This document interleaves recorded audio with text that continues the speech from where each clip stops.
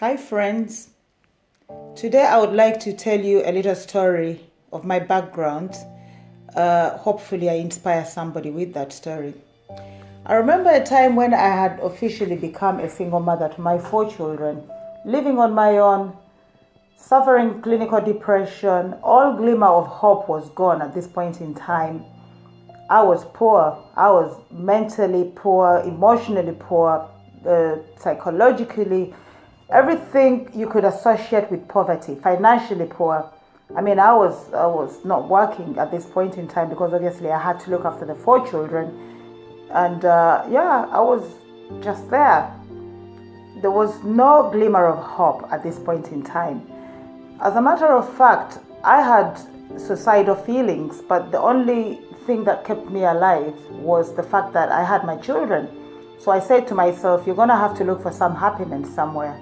So what happened is I went in search of happiness to a church, because where I come from, church is a place where you go, where people will accept you in whatever state of affairs that you are. So I went to the first church. I went and I got to know the people. They welcomed us in, but for some reason I didn't feel comfortable there. I felt as though whatever negative preaching that the pastor was preaching would have been directed unto me. But all of that is the negative feelings that I had already put upon myself. So I left that church, went in search of another church in the same neighborhood, and the same thing happened. The preacher preached. The people would, the way the people looked at you, I always thought, oh, I think that's directed unto me. There wasn't anything good that I was thinking about at this point in time. Everything was dark. The best way I could describe myself at this point in time is I had hit rock bottom. I was so unhappy, distraught. I don't know how many words I can use to explain my state of affairs at this point in time. Anyways, fast forward, I left the second church in search of another church. Remember, I've just left 2 churches because of the way I'm feeling. Not because anybody hurt me or hurled any insults at me, but it was because of the way I was feeling. I felt so unhappy, unloved, unaccepted. I went to the 4th church, but at this point in time, I'm telling myself, you know what? You're going to have to settle in this place. Anyways, they accepted me, obviously. Church is very happy to accept you. They told me the way they run the Sunday service and everything. And one lady mentioned, the pastor's wife mentioned that every Sunday, one mom has got to go to the creche and look after the children once a month, They put me on the rota for looking after the children one Sunday a month. And one time I went to the church. This time it wasn't my turn to look after the kids. So I went into the hall to pray like any other person. My children went off to the creche, of course. At this point, the person that was supposed to look after the children in the creche at this time had not showed up.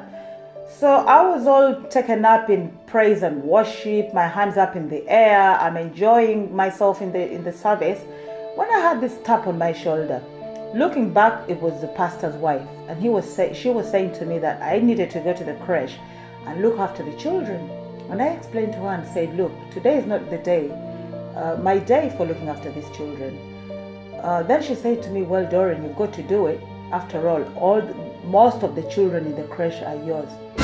Now, that hit me like a ton of bricks, because I'm thinking, even when you think you found a little glimmer of hope and happiness and joy in a place where you think you're now finally going to settle, here's the pastor's wife telling you that most of the children in the creche are yours.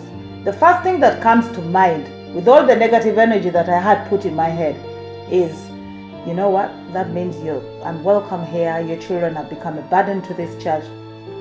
That day I went back home very distraught, very sad.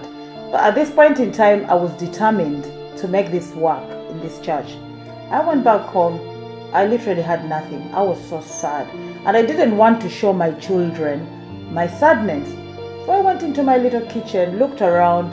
I had nothing. I literally had nothing. But there is anything I really always had in my kitchen, it was the cake ingredients. Well, as a child, when I was growing up, one thing that my mother had taught me to do was to bake cake. We baked cake every Sunday, and I knew how to bake cake, which is why I always had cake ingredients in my kitchen. So what I did is the next Sunday going back, I baked a beautiful cake, and I took it along with me to the church. And yes, and then I took it to the kitchen. I spoke to the dinner lady and said, look, I brought some cake.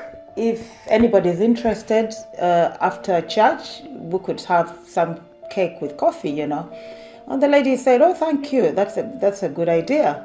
So anyway, end of the service, people went back there, ate the cake, and everybody was asking at the end of the service, who baked this cake? And the people, the dinner lady didn't know my name. She said, oh, I don't know, the lady that comes here with the children. They described me, and the people were so happy.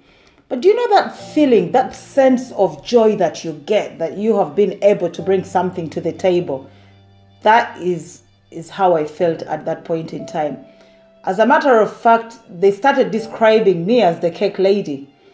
So the moral of this story, guys, is to tell you that even when all hope is lost, when it's all dark and gloom, there is that one thing that you can give back to society that can bring your hope back.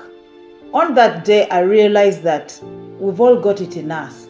It doesn't have to be material possessions or money in the bank or anything. It's just in you. There is that little one act of kindness that you can do in whichever way that you're blessed. We all have talents. You can bring that to the table, guys. So I would encourage any one of you out there, if you've lost all hope and you think that all hope is gone, remember you're special. You've got something that somebody else doesn't have. I kept baking cake every other Sunday, and that brought me joy. So guys, I hope that inspired somebody. Have a good day.